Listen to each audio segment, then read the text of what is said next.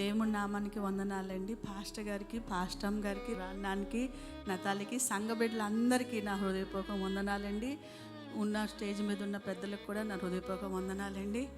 నేనంటే అందరికీ తెలిసే, చిన్నపిల్లల దగ్గర నుంచి పెద్దవాళ్ళ వరకు నన్ను అందరూ పోల్చుకున్న వాళ్ళే. మరి ముఖ్యంగా ఈ సంఘానికి నేను వచ్చేయండి 94లో మేము వచ్చామండి. మన్నాలో ఉన్నప్పుడు మేము వచ్చాం. 90లో నా మ్యారేజ్ అయింది. నా మ్యారేజ్ అయిన తర్వాత ఫిబ్రవరి 14th నా మ్యారేజ్ అయింది.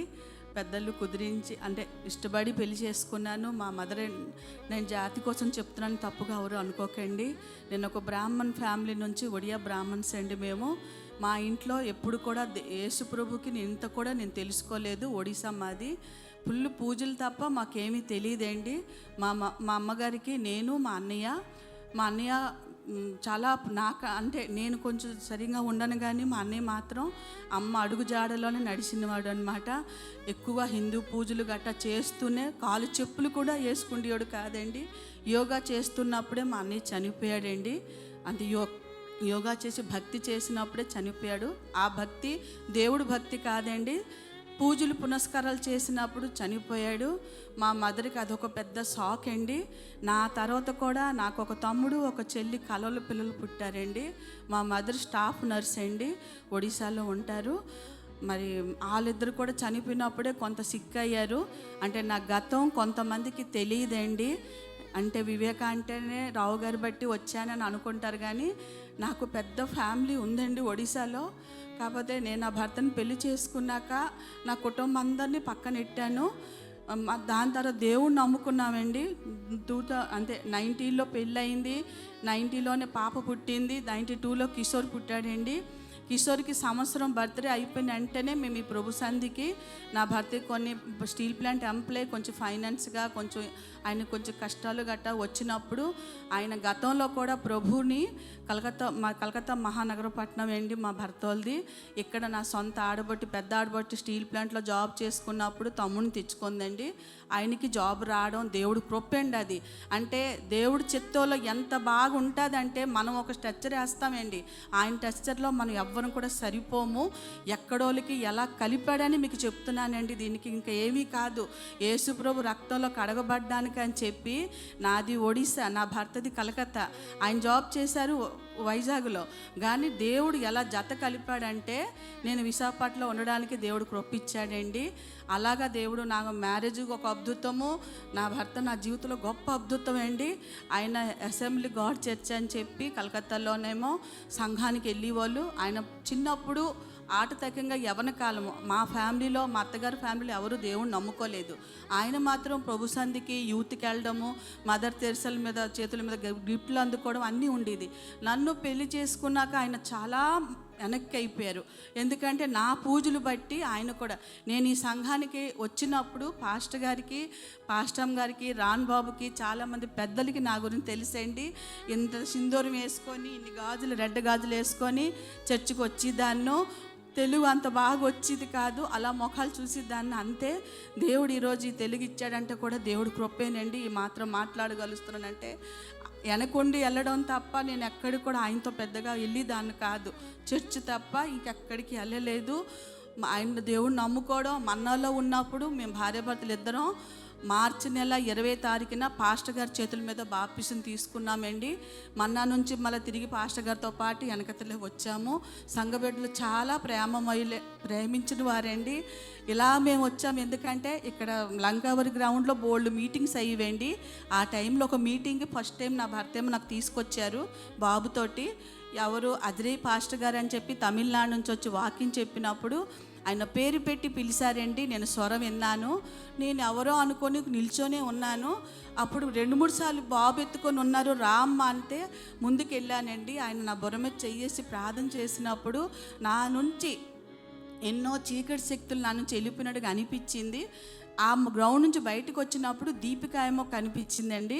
దీపిక మాకు ఆడబొట్టు అవుతుందండి. అంటే నా భర్తకి బాగా వాళ్ళు తెలిసిన వాళ్ళు కలకత్తాలో. ఇది బయట, అన్నయ్య నువ్వు ప్రభు సంధికి వచ్చేసావా, వదిన తీసుకొచ్చావా అని పలకరించారండి. పలకరించినప్పటికల్లా మన పాస్టర్ గారి కోసం చెప్పారు, వదినికి సరిపోతుంది, ఒడియా వచ్చు కదా. మా పాస్టర్ గారు మంచోళ్ళు. పరంజ్యోతి గారి పేరు చెప్పినప్పుడు కల్లా ఇంకే ఆ నెక్స్ట్ వీక్కే మేమిద్దరం భార్యాభర్తలు, మా మరిది, మేమందరం కలిసి మన్నా చర్చికి వచ్చామండి. పాస్టర్ గారి ప్రేమ ఎంత ఎక్కువ అంటే ఎలాక కూర్చొని ఉన్నా కూడా కొత్తగా వచ్చిన వాళ్ళకి రిసీవ్ చేసుకొని దగ్గరికి వచ్చి పిలిచి కౌలించుకొని మాట్లాడుకొని ఎక్కడి నుంచి వచ్చారు బాబు ఏంటి అని అడిగితే ఇలా స్టీల్ ప్లాంట్ అండి అంటే వెంటనే ఆ రోజు సాయంత్రమే సండే రోజు వెంటనే శాంతిమూర్తి గారును సుగన్ రత్నం గారికి మా ఇంటికి పంపించారండి. ఆ రోజు నుంచి ఈ రోజు వరకండి నేను వేరే సంఘానికి వెళ్ళలేదు, ఎక్కడికి వెళ్ళలేదండి. ప్రభు సంధిలో నాకు పాస్టర్ గారు, నా సంఘస్థుల ప్రేమ చాలా ఎక్కువ. నేను ఈ ప్రేమ వదిలి ఎక్కడికి కదిలి వెళ్ళలేదు. దాంతో కొన్ని కారణాల్లో నా భర్త చాలా సేవలో వాడబడ్డారు, బాగా సేవ చేశారు. సంఘంలో కూడా నమ్మకంగా ఉండేవాళ్ళు.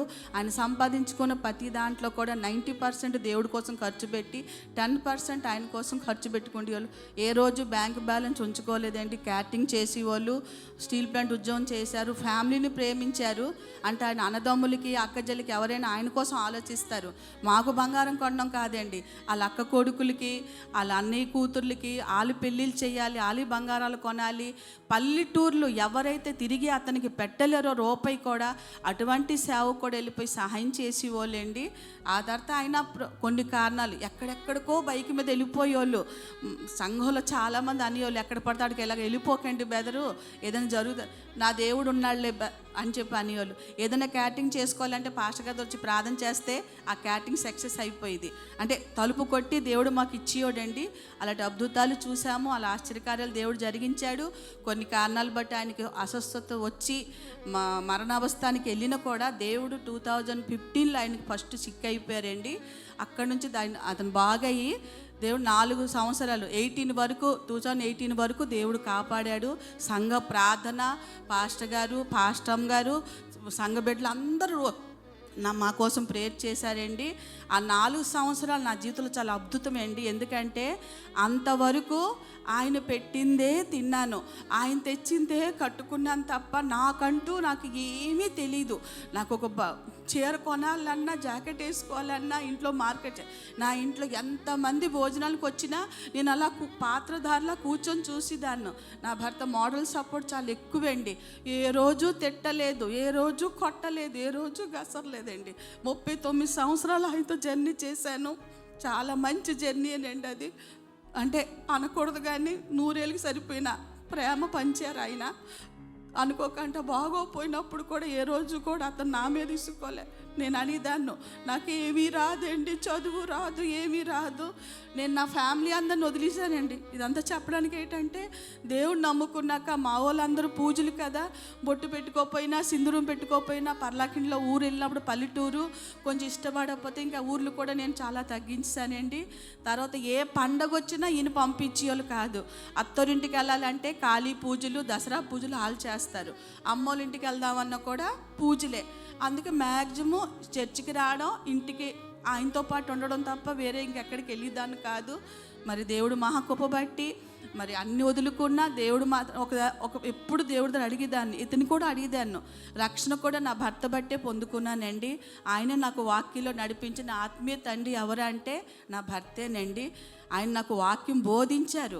నీకోసం ఎవరైనా నిన్ను పూజలు చేస్తున్నావు, నీకోసం ఎవరైనా రక్తం చిందించారని బలవంతం చేయను, రమ్మని అనను, నీకు నచ్చితేనే నువ్వు రా అనేవాళ్ళండి.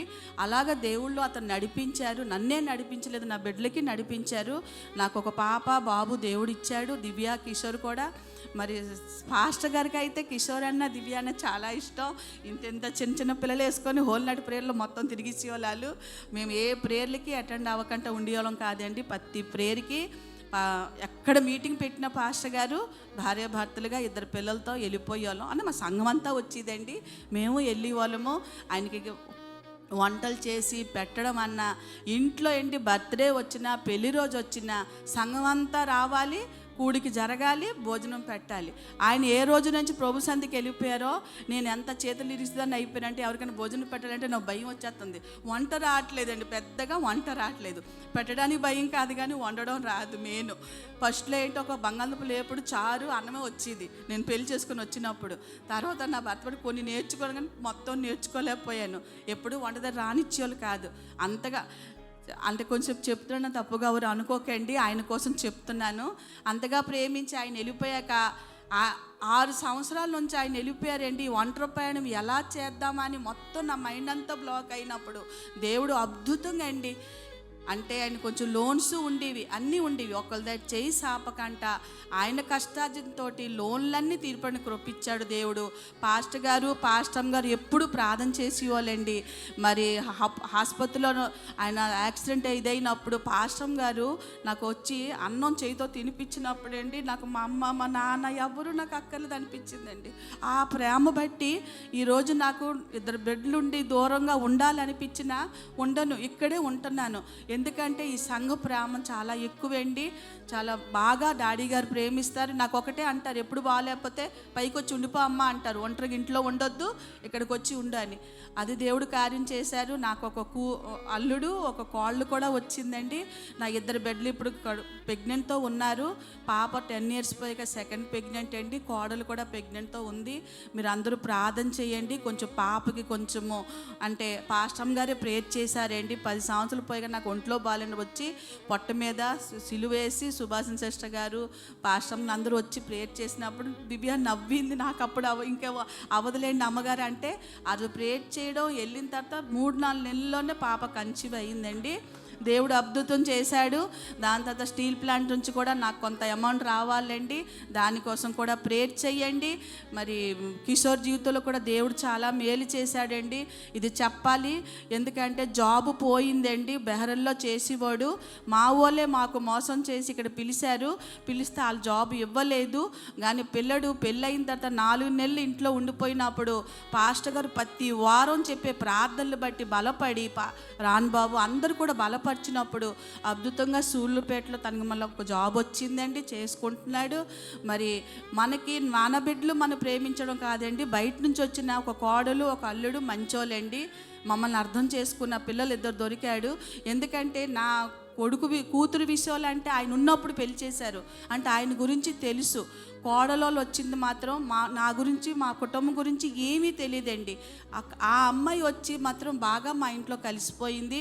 మా కిషోర్ని అర్థం చేసుకున్న అమ్మాయి దొరికిందండి. చిన్నపిల్ల అయినా సరే ఆయన్ని బాగా అర్థం చేసుకుంటుంది, వచ్చిన దాంట్లో అడ్జస్ట్ అవుతుంది. ఇంత జీతం వస్తుంది, ఇంత డబ్బులు సరిపోద్దండి మనకి అని చెప్తుందండి. అందుకని ప్రార్థన చెయ్యండి, ఇలాంటి డబ్బుల కోసం ప్రేయర్ చెయ్యండి. మరి ముఖ్యంగా నాకు మొన్న హై బీపీ వచ్చేసిందండి, షుగర్ వచ్చేసింది. ఇవన్నిటి కోసం కూడా కొంచెం ప్రేయర్ చెయ్యండి. అనారోగ్యం వచ్చినప్పుడు పాస్టర్ గారు మా స్త్రీల సమాజం వాళ్ళందరూ కుమారి సిస్టర్ అందరూ ప్రేయర్ చేశారు. సుభాషిణి సిస్టర్ గారు అందరూ ప్రేయర్ బట్టి మంచి ఆరోగ్యం దేవుడు ఇచ్చాడండి. మరి ఎక్కువ సమయం తీసుకున్నాను, దీన్ని బట్టి నన్ను క్షమించి దేవుడి చిన్న సాక్ష్యం దేవుడు దీవించును గాక. ఆమె